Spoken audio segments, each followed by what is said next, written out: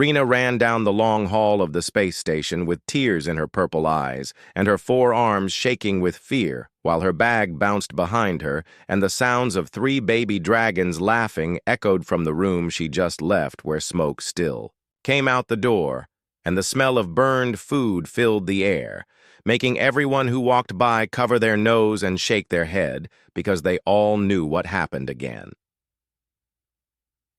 The head butler, Hyun, stood in the doorway watching Rena disappear around the corner. And he let out a long breath that made his green skin look even more tired than usual, while he counted on his fingers how many nannies had quit in the past 6 months. And when he got to 12, he felt his stomach hurt, because he knew Lord Taman would not be happy when he found out that another professional child care expert had run away screaming.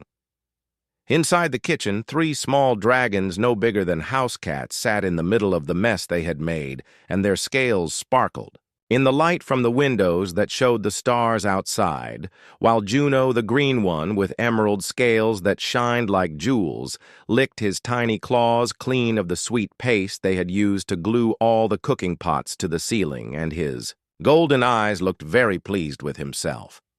Kira had silver scales that seemed to disappear and reappear as she moved, and she was the one who had figured out how to turn on the food machines at the same time to make them all explode with different colored sauces that now covered every wall in the room like a rainbow that had been mixed with a tornado, while her small wings flapped with excitement as she looked at what they had done. Nabi was the smallest, but her golden scales burned brighter than the others, and small puffs of fire still came from her nose every few seconds, which made the air smell like matches, and her tiny roar sounded more like a kitten. But everyone knew she could melt metal when she got really upset, which happened a lot because she was still learning how to control her fire, and sometimes it just came out when she did not mean it.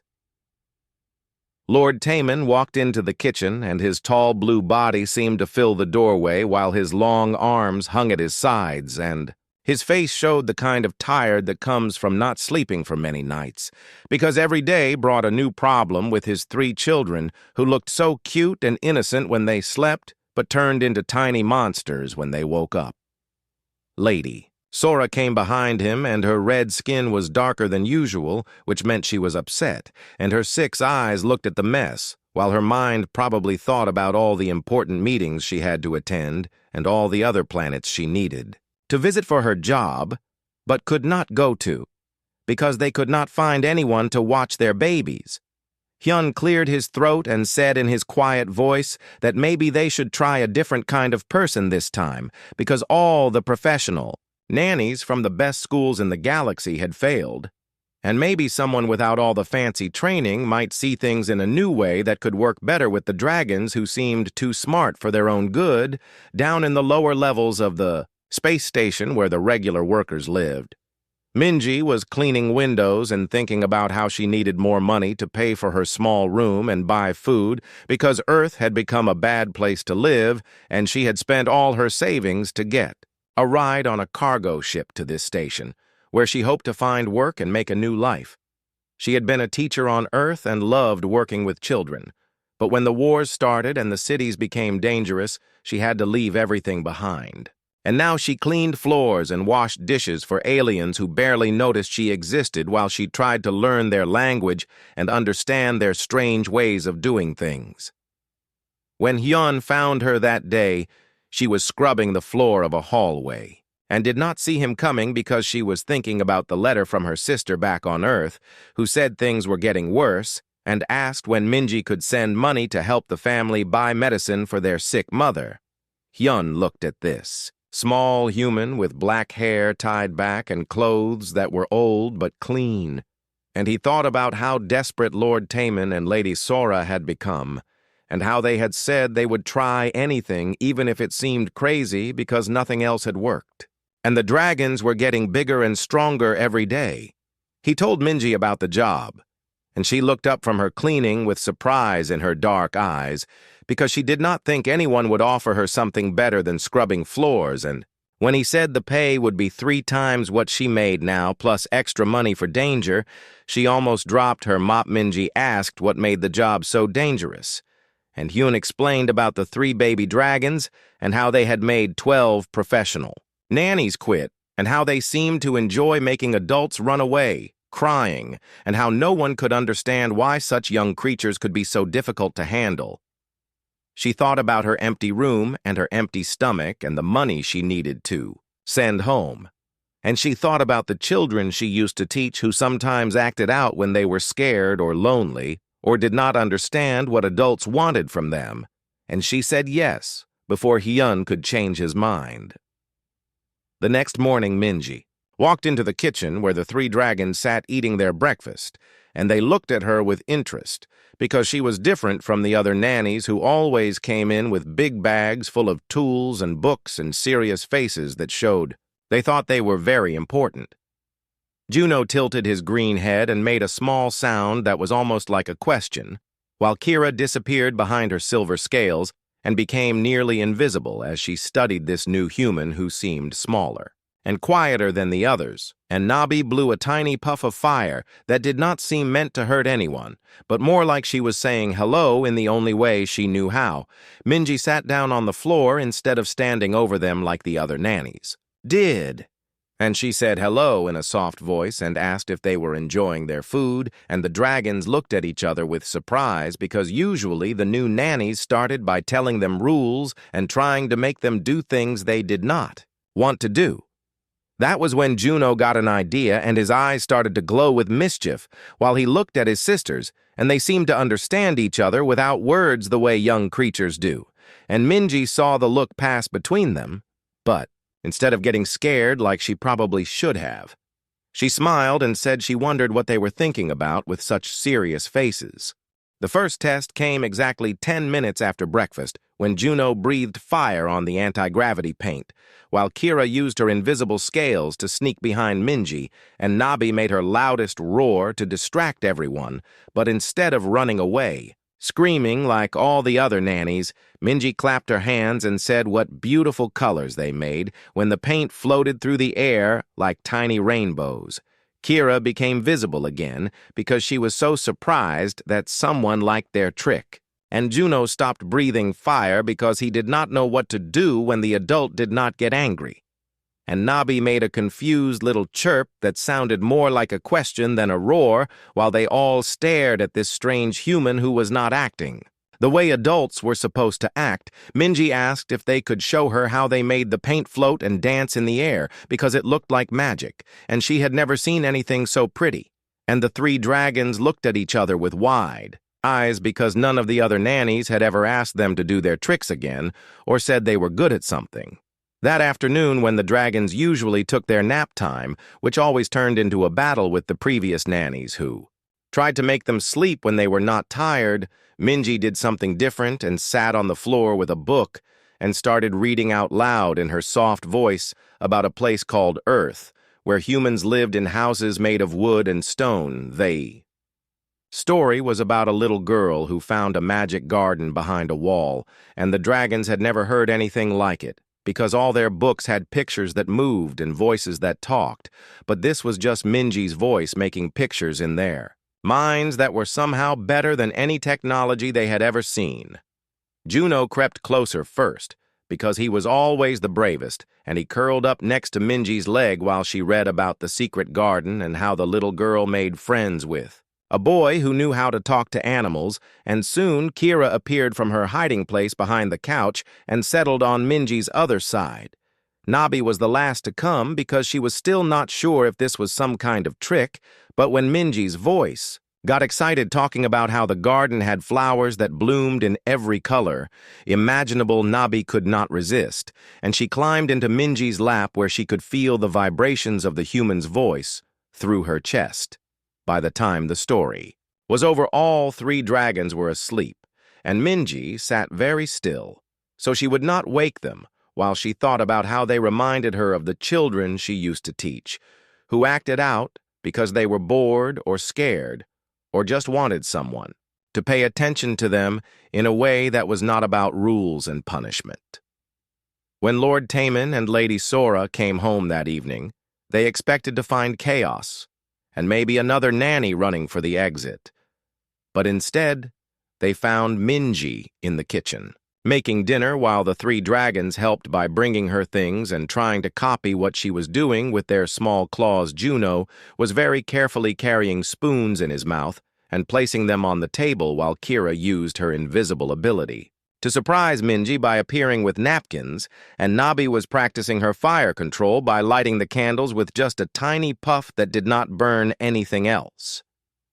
Lady Sora's 6 eyes went wide with amazement because her children had never helped with anything before, and usually dinner time meant food fights and broken dishes and someone crying. But today the kitchen smelled good, and everyone seemed happy and calm.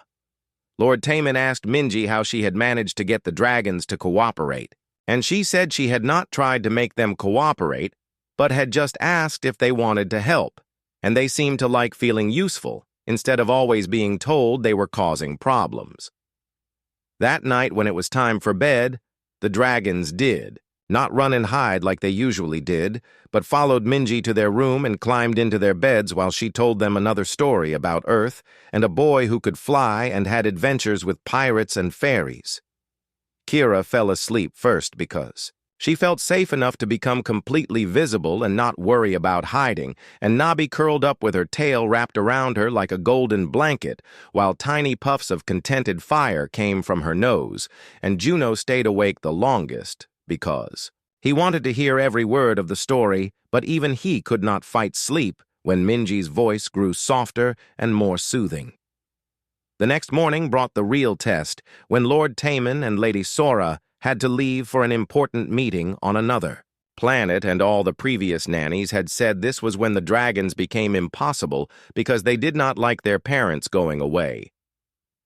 Minji watched the dragons' faces change when their parents started packing, and she saw Juno's scales dim with sadness, and Kira began to flicker in and out of visibility with anxiety, and Nabi's fire start to burn hotter with anger at being left behind again. Instead of pretending nothing was wrong or trying to distract them with toys and games, Minji sat down with them and said she could see they were sad and worried about their parents leaving,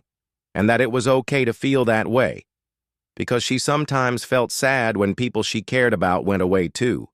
She told them about missing her own family back on Earth and how she dealt with those feelings by doing things that made her feel close to them, like looking at pictures and telling stories about happy times they had together.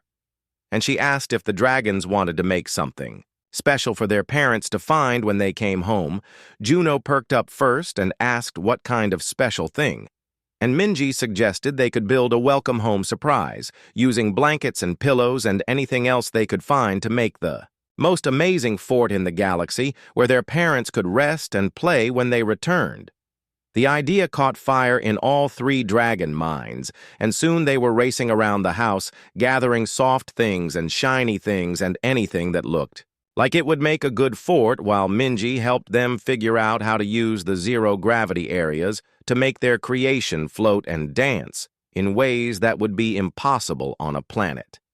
By the time their parents left, the dragons were too busy with their project to cry. And when Hyun checked on them later, he found them working together like a team, with Minji guiding them and praising their ideas and helping them solve problems when parts of their fort kept falling down.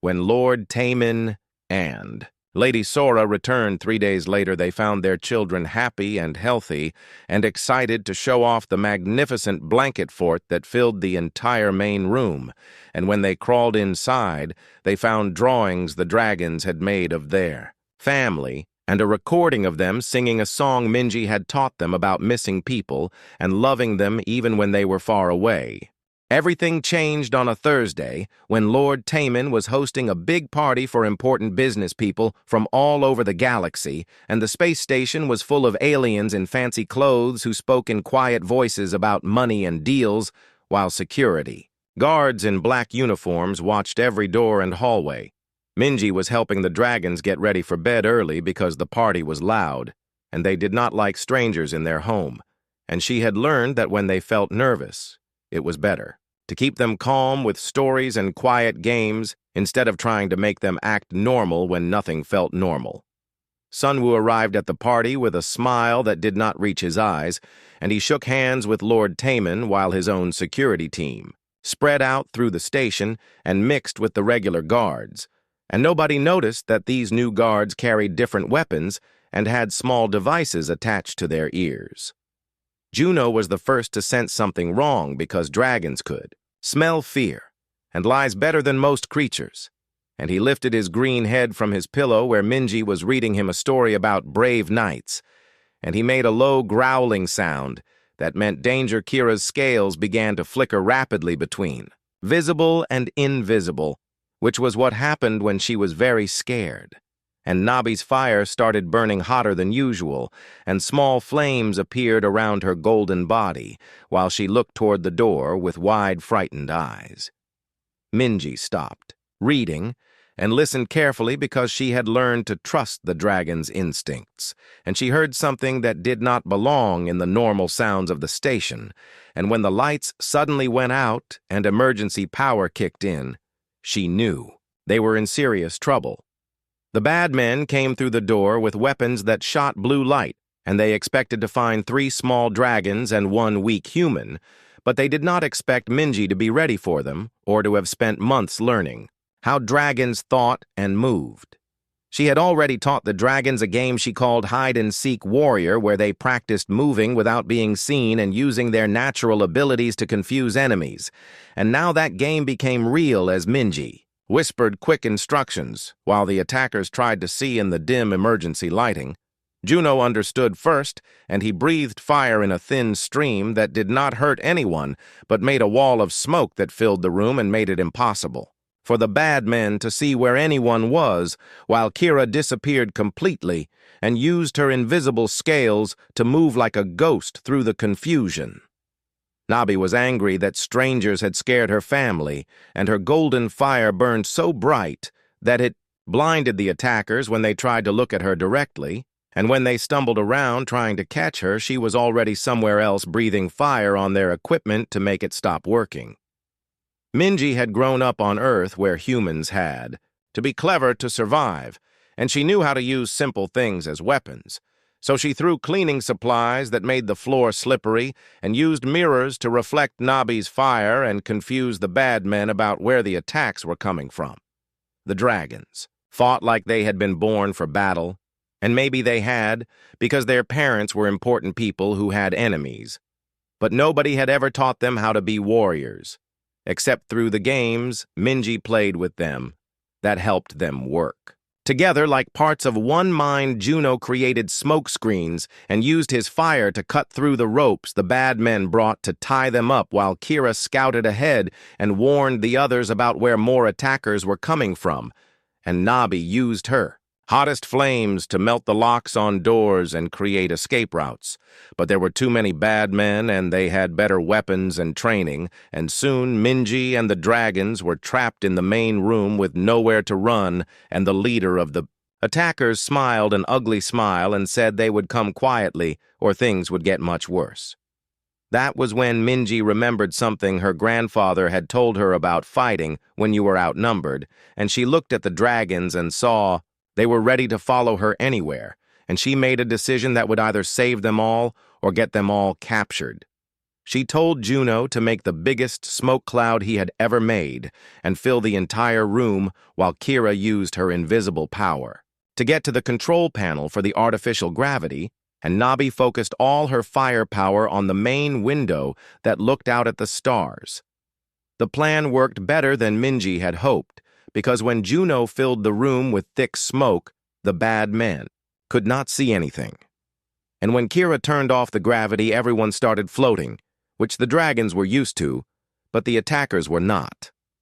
Nabi's concentrated fire beam cut through the special glass of the window, and suddenly everything in the room was being pulled toward the hole, including the bad men who had not been prepared for explosive decompression. Emergency systems sealed the breach in seconds, but not before half the attackers were sucked into the hallway, and the rest were so confused and scared that they did not know which way was up or down. While the dragons and Minji held onto furniture and each other, security forces that were loyal to Lord Taman finally arrived and arrested Sunwoo and his men. And when Lord Taman saw what had happened, he could barely believe that his 3 baby dragons and their human nanny had defeated trained military kidnappers.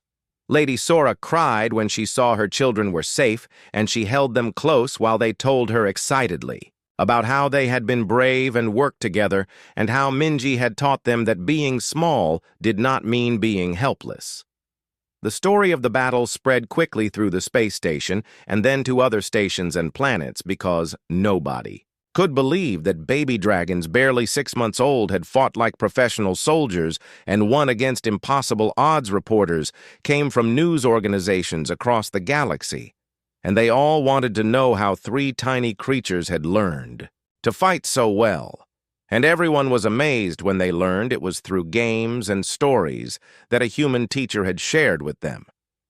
Military experts studied the security recordings and said the dragons had used tactics that were taught in advanced combat schools, and they could not understand how children so young could coordinate their attacks with such precision and timing.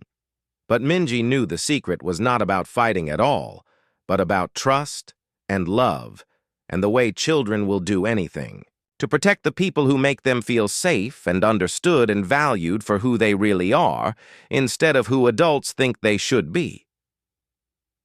When the danger was over and everything was quiet again, the dragons curled up with Minji on the big couch, and she read them stories until they fell asleep, while Lord Taman and Lady Sora watched from the doorway and wondered how this small human woman had accomplished what nobody else could do.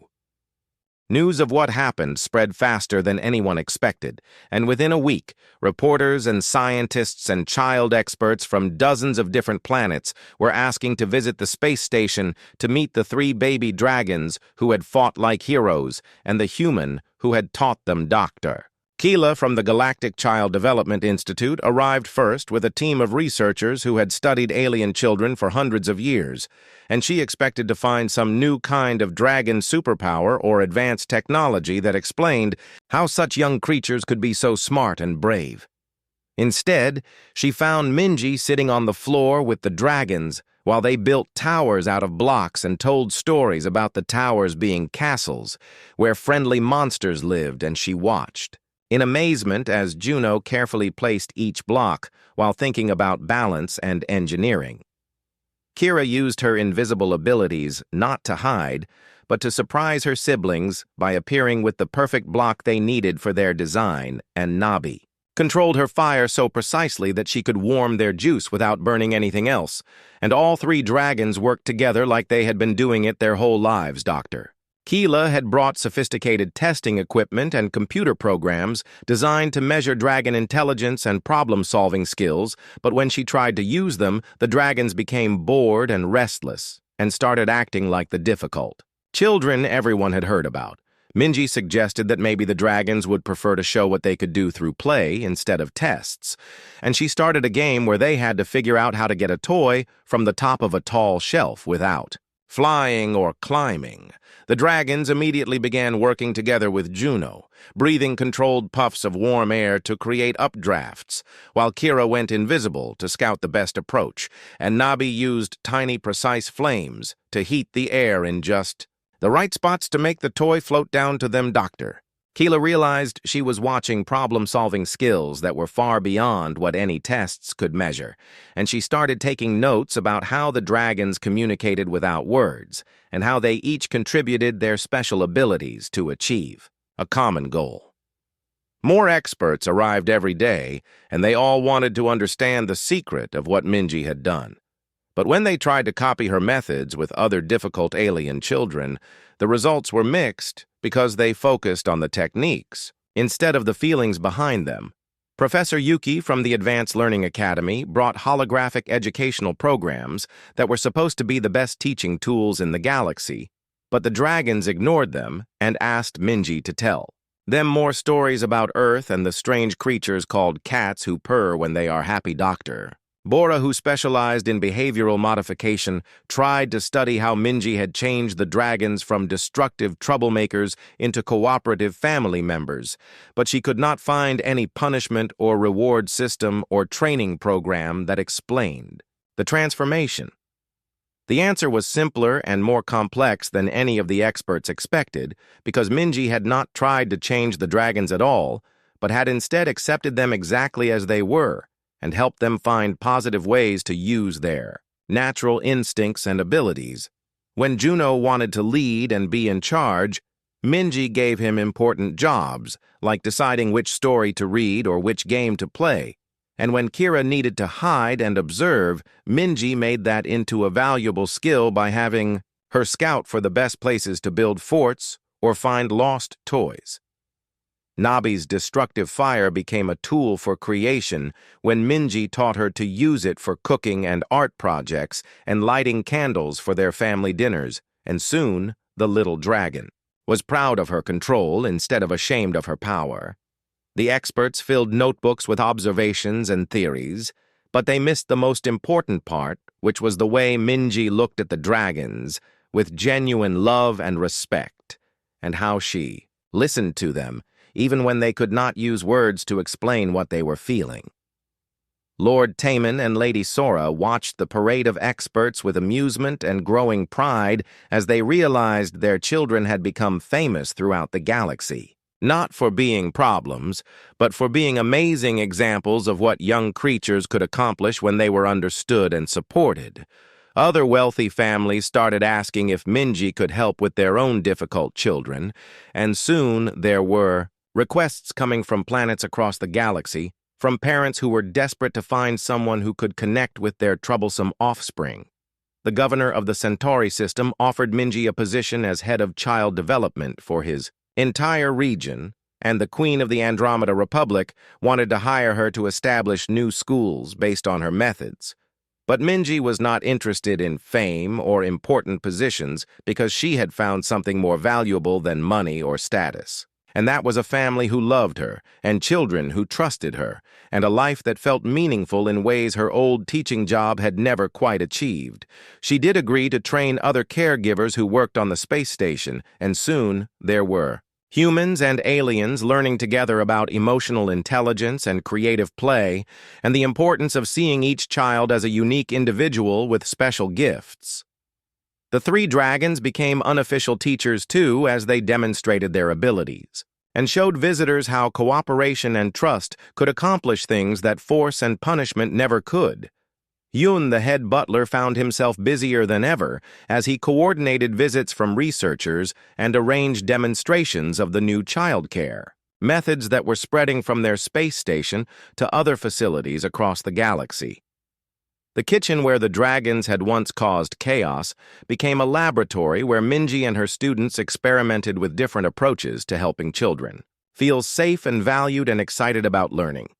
Lady Sora started writing reports about the changes in her own children and how their improved behavior and emotional development had strengthened their entire family and made their home a place of joy instead of constant worry.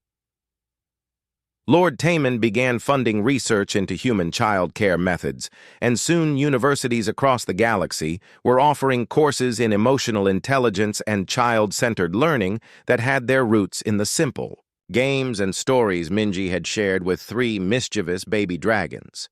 The transformation was not just in the dragons or their family, but in the growing understanding that the most advanced civilizations in the galaxy had forgotten something important about how children learn and grow and thrive. As word spread about the miraculous changes on Lord Taman's space station, more and more people began to question whether their high-tech solutions to child development were missing the most crucial element of all, which was the simple human understanding that children need to be seen and heard and loved for who they are. 6 months after the attack that made them famous, the three dragons had grown bigger and stronger, but they were still the same loving children who helped Minji with cooking and listened to her stories and worked together on projects that amazed everyone who saw them. The space station had become the most visited research facility in the galaxy, and every day brought new groups of parents and teachers and government officials who wanted to learn about the methods that had transformed not just 3 difficult children, but an entire approach to raising young beings. Minji found herself invited to speak at conferences on planets she had never heard of, and universities offered her positions with salaries that would make her rich beyond her wildest dreams. But she always said no, because her place was with the dragons who had become her family in every way that mattered. The biggest invitation came from the Galactic Council itself when they asked her to address the universal species summit, where leaders from every known civilization would gather to discuss the future of education and child development across the galaxy. Lord Taman and Lady Sora encouraged her to accept because they knew this was a chance to share what she had learned with beings who could change the lives of billions of children on thousands of worlds, and they promised to bring the dragons with her for support. The summit was held on a massive space station that orbited the galaxy's central star. And when Minji arrived, she was amazed by the size and beauty of the structure that housed representatives from species she had never imagined existed. There were tall, thin beings with crystals for skin, and short, round creatures covered in soft fur, and others that seemed to be made of pure energy, and they all had one thing in common, which was children who sometimes acted in ways their parents did not understand. Minji's presentation was scheduled for the final day of the summit. After all the experts and officials had given their reports on new technologies and teaching methods and behavioral modification techniques that promised to solve every problem with young beings, she walked onto the stage with the 3 dragons beside her, and instead of using the advanced projection systems and computer graphics that all the other speakers had used, she simply sat down on the floor and began to tell a story. The story was about a small human who came to live with 3 baby dragons, and how they taught each other about friendship and trust, and the way different species could understand each other if they took time to listen with their hearts instead of just their minds. As she spoke, Juno curled up beside her, and his green scales reflected the lights from the audience, while Kira appeared and disappeared playfully around the stage, and Nabi created tiny flowers of fire that bloomed and faded like living art. The audience of sophisticated galactic leaders found themselves leaning forward in their seats as they watched the dragons demonstrate the perfect trust and cooperation that Minji had helped them develop through simple games and stories and unconditional love. When she finished the story, Minji explained that everything she had accomplished with the dragons came from treating them as individuals with their own thoughts and feelings and dreams, instead of problems that needed to be fixed or controlled. She talked about how Juno had always been a leader, but needed to learn that good leaders help others succeed, instead of just ordering them around, and how giving him meaningful responsibilities had turned his bossiness into genuine care for his family. Kira had always been a hider and a watcher, but instead of trying to make her more social, Minji had helped her see that being observant and careful were valuable skills that could help protect the people she loved. Nabi's destructive fire had seemed like a curse, but when she learned to control it and use it for creation instead of destruction, she became proud of her power and eager to help others, instead of lashing out in frustration. The dragons showed the audience some of their favorite games, including the one where they worked together to solve puzzles, and the story-building game where each of them added a part to create amazing adventures full of heroes, and magic representatives from dozens of species stood up to ask questions about how these methods might work with their own. Children and Minji answered each one with patience and kindness, while the dragons provided demonstrations of trust and cooperation. The Queen of Andromeda announced that she would be establishing the first human method childcare academy on her home planet, and within hours, dozens of other leaders were making similar commitments to bring these new approaches to their own worlds. Dr. Keela, who had been one of the first experts to study the dragons, stood up and publicly admitted that all her advanced degrees and centuries of experience had not taught her as much about children as watching one human woman love three difficult babies with complete acceptance. The summit ended with a unanimous vote to fund research stations throughout the galaxy where human emotional intelligence methods could be combined with alien technologies to create new ways of helping children from every species reach their full potential. But the real victory came that night, when Minji sat in her quarters with the three dragons, who were now almost as big as she was, and they told her they loved her and thanked her for seeing them as they really were, instead of as the problems everyone else thought they were. Juno said he wanted to help other young dragons learn to be good leaders, and Kira wanted to teach children how being different could be a strength instead of something to hide, and Nabi wanted to show everyone that powerful abilities could be used to help instead of hurt.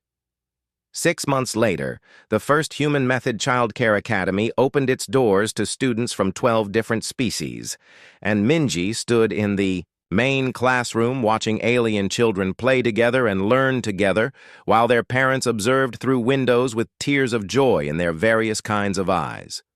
The academy was built like a giant blanket fort with soft curves and warm colors, and plenty of hiding places for children who needed quiet time and open spaces for those who needed to run and play, and special fire-safe areas where young dragons could practice their abilities without fear. Teachers from across the galaxy came to study under Minji and the dragons, who had become experts at helping nervous children feel welcome and showing other young beings that it was okay to be exactly who they were. The three dragons grew up to become ambassadors of understanding who, traveled to different worlds to help establish new schools and training centers where the simple human wisdom of seeing children as individuals instead of problems continued to spread. Years later, when reporters asked Minji what she was most proud of, she always pointed to the children who had learned to love themselves and trust others and use their unique gifts to make the galaxy a better place for everyone. The story that had begun with 3 mischievous baby dragons and 1 desperate human maid had grown into a revolution of understanding that changed how an entire galaxy thought about the most important job any adult could have, which was helping children grow up feeling loved and valued and ready to share their special gifts with the universe.